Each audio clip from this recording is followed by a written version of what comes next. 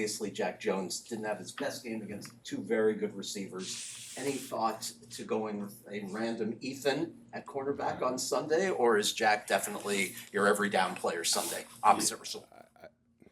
Well, I don't think it's fair to call Ethan random. No, right? They're two. I was kidding. They're two Ethan Robinson. I got you. Oh, okay. I got you. Now I'm with you.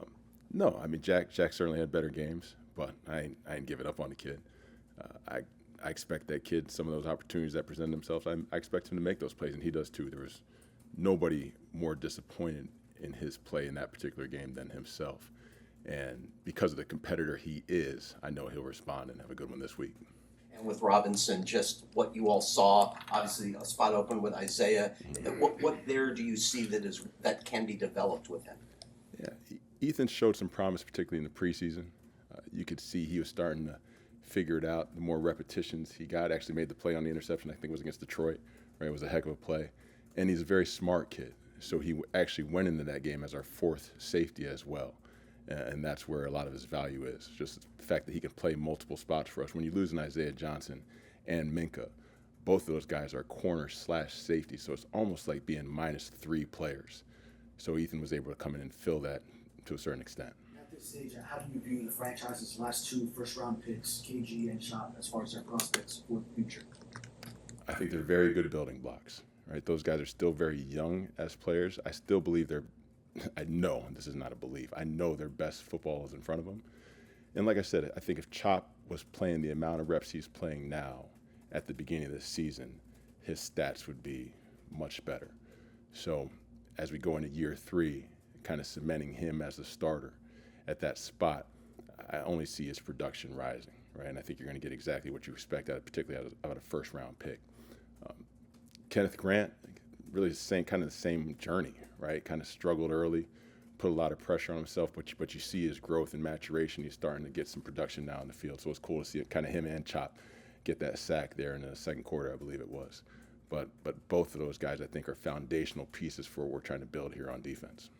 What did you see from Cam Good and Quentin Bell, and what are you looking for from them in these last two games? You felt the energy and enthusiasm they had for the game. Right, they had some plays out there that were just pure grit and effort. Right, I remember Cam, sprinting on like a check down and getting a hit on their far sideline, which was awesome. Right, Q Bell down in the low red kind of scrambled, hit Joe Burrow, he kind of dirted it. Right, but both those guys are guys who were excited for their opportunity and then took advantage of their snaps. So look forward to seeing them play more. I know we're not quite ready to do a full season autopsy. We still have 2 games left. But in looking at the first 15 games from a big picture, treetop perspective, what's something that has to be better next year and moving forward? I think whatever we assemble, right, as a group defensively, we need an opportunity to grow earlier, right? We need these people to be brought together earlier than they were. A lot of the guys that we ended up playing with either got here at the start of training camp, were kind of hurt in training camp, missed some of camp. So a lot of the growth we were trying to do as a defense occurred early in the season. When you combine that with the youth movement we were trying to make, that's what's going to happen early. I think eventually it started to click for all of them, right, in terms of what the expectation and what we were trying to get done. But we need to start to get that ball rolling earlier than August. In that regard, do you think it was a mistake not to bring another veteran defensive tackle to play with Zach while the 3 rookies and Benito, while the 3 rookies were finding their way? In hindsight, it's difficult to say. I thought Matt Butler, when he did play for us, was doing some good things out there. We were leaning on Benito and those guys while the maturation was occurring with those young bucks. But I wouldn't say that's just position specific. I think if you look at the defense as a whole, right, as it pertains to guys that were playing for us a year ago, it was like our 2 inside backers, right, Benito and Zach. Chop played, right, but like Jalen Phillips, Bradley Chubb hadn't really played for us. Our secondary was all new guys. You had the injuries to Cater and Storm Duck and some of those guys that had gotten a bunch of reps in the system. Even Cater in the spring, you knew he was about to take a jump. So we had to go through some growing pains early, just as we learned each other and they learned the defense, right? And in doing that, like that's why we had the bumps and bruises we had early. Now, that's no excuse for a week ago, right? We laid that egg, and we gotta do right this week and make that right. But moving forward, we got to make sure in the off season, we got to whoever's going to be a part of this, we need them here. We can't be piecemealing this thing in August. And Anthony, that's kind of going off of that. I can imagine that explains what I'm about to ask, but Jordan Boyer spoke with her for a story the other day. He said that when he was here, you could tell guys didn't trust the system, didn't trust the scheme, and that was where you saw like the disconnect on the field. Does that, I guess, tie in? I know this is last year compared to this year, but does that sort of explain why? I think there's a little bit of that. And again, I think one, you're trying to bring in and install a new system, right? And then you're bringing all these like kind of free agent vet mercenaries that all have their opinions from other systems they've come from, right? So in doing that, you're trying to bring all that together, right? And then you don't want to disregard the things they've done, but you want them to understand what you're trying to get built and buy into that. And there's a process that needs to occur, right? There's kind of like you got to shed some layers of stuff, that some of the things that they used to do in order to get what you want done and to do it our way. So yeah, I could see where he could get that opinion. So an increase in reps on Sunday. Just what stood out on tape about his performance? The same thing we saw all year. Like that kid has all the talent, has all the tools, both mentally and physically. You're just going to live through some youthful mistakes. But each and every mistake he makes, he learns from. And he's not going to make the same mistake twice. So really, really excited about the future of that kid. So Burrow had a big stat line on Sunday. What do you need to see from, I guess, the secondary or the overall defense to make sure it doesn't happen on the midfield? Yeah, for us a week ago, I thought our strain and our effort and our spirit was right. Our execution was poor. We have to find a way, particularly when we have some of these shortened weeks, right? Coming off the Monday night game, you lose kind of a full speed practice you're walking through and things of that nature. You have to find a way to make sure you're maximizing those reps and you have focused intensity in those practices, even if they're not full speed. Because that's what I told the guys today. It wasn't like when you're out there and you feel that and you're giving up those points, it makes you sick. You're like, God, I hope guys aren't quitting. That's not what you see on tape.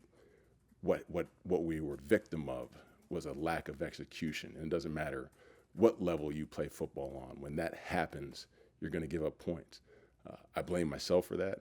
Our process needs to be better throughout these weeks, and we got to make sure we remedy that this week.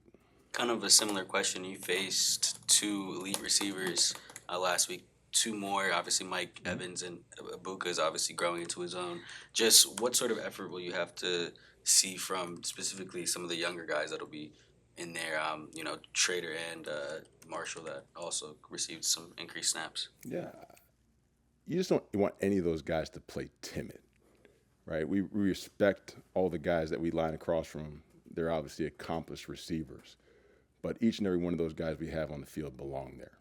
So trust your technique and fundamentals, challenge these guys, and when there's opportunities to make plays present themselves, make them. It's that simple, right? It's like basketball. It's a make or miss league. You got to make the plays when they present themselves. And for the past 2 weeks, we've had some ops, and we just haven't been able to come away with the ball.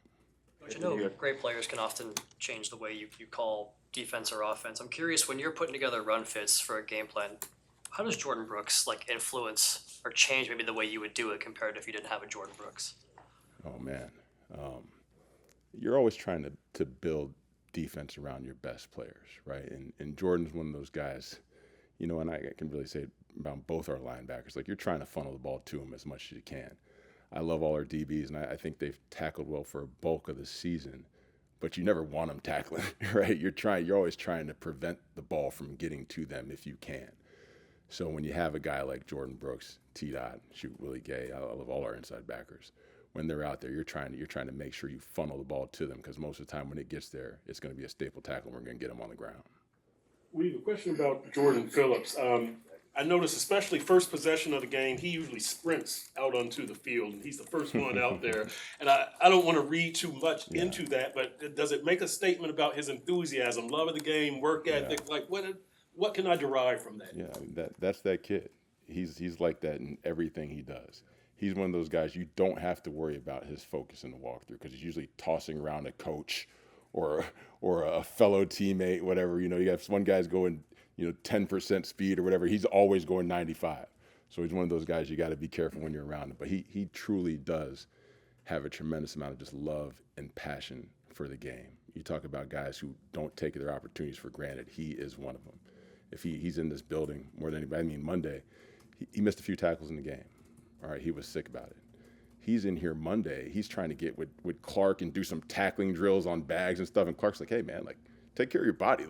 Like go get right. Like, rest and recover a little bit. But he wants so badly to be great and help our team win. So that him sprinting on the field is a perfect example of just like who he is as a player and as a person. Tampa is still in the hunt. How much does playing spoiler kind of motivate this defense? I mean, I would hope it does, right? If you got any type of pride and you go out there and you have an opportunity to have somebody feel some of the pain we're feeling right now, then you want to make that happen, right? And I expect our guys to do just that. We have an incredibly prideful group. Today was a tough meeting, right? When you put that tape on and you tell them the truth, like you got to wear some of that, right? You can't run from it, right? We got to grow through this pain.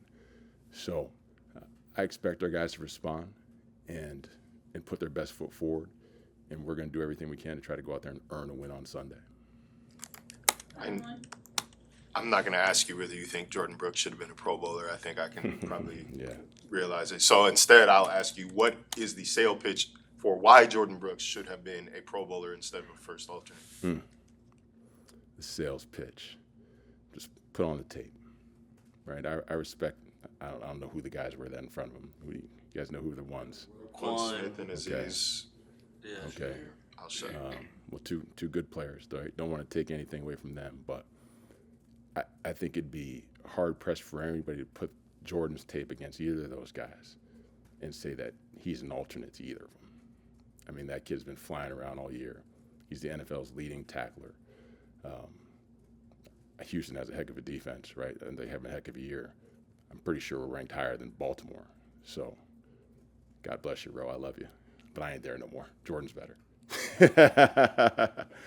Nah, both good players, but that kid deserves to be a Pro Bowler, an All-Pro.